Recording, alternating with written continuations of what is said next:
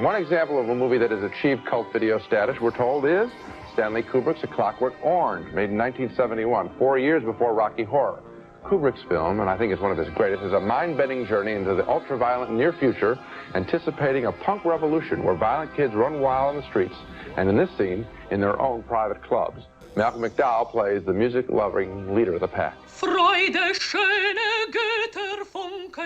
And it was like, for a moment, oh my brothers, some great bird had flown into the milk bar, and I felt all the melanky little hairs on my plot standing endwise, and the shivers crawling up like slow melanky lizards, and then down again, because I knew what she sang. It was a bit from The Glorious Ninth by Ludwig van. Dal is captured by the police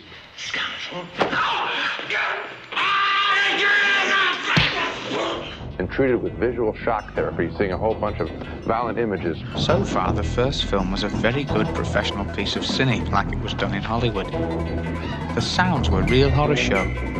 You could slooshy the screams and moans, very realistic. And you could even get the heavy breathing and panting of the tall-chopping Malchiks at the same time.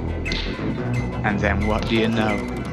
Soon our dear old friend, the red vino on tap, the same in all places like it's put out by the same big firm, began to flow. It was beautiful.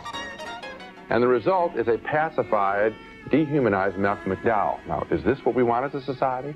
Is this the future we're going to get, whether we want it or not?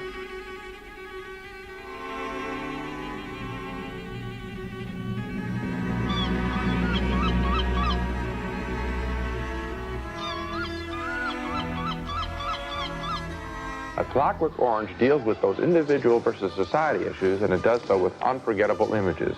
In fact, and I think this is key, there's some of the same punk images that we see today. You know, I looked at the film again on video only last night, and one of the most amazing things to me was the opening sequence where Malcolm McDowell and his friends are running wild through the city with their clubs, beating up on people and things, and I was reminded of the opening shots of Sid and Nancy, the punk rock movie that came out this year, in which the Sex Pistols, Sid Vicious, is doing exactly the same thing.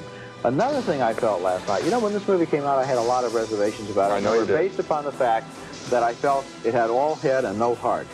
And I still feel that way about the film, that this is a cerebral exercise, not an emotional exercise. But the sad thing is, in the last 15 years, violence in our society has become so pervasive, so much more so even than in 1971, that by now, I was able, in looking at the film, or maybe because I'm older, I was able to share some of Kubrick's own detachment more than the first time I saw it. This is a visionary film. It can be viewed as simply a cool thing, a punk thing, but I think that the power of this film for adults to rent is that it is visionary and as current as it was in 1971.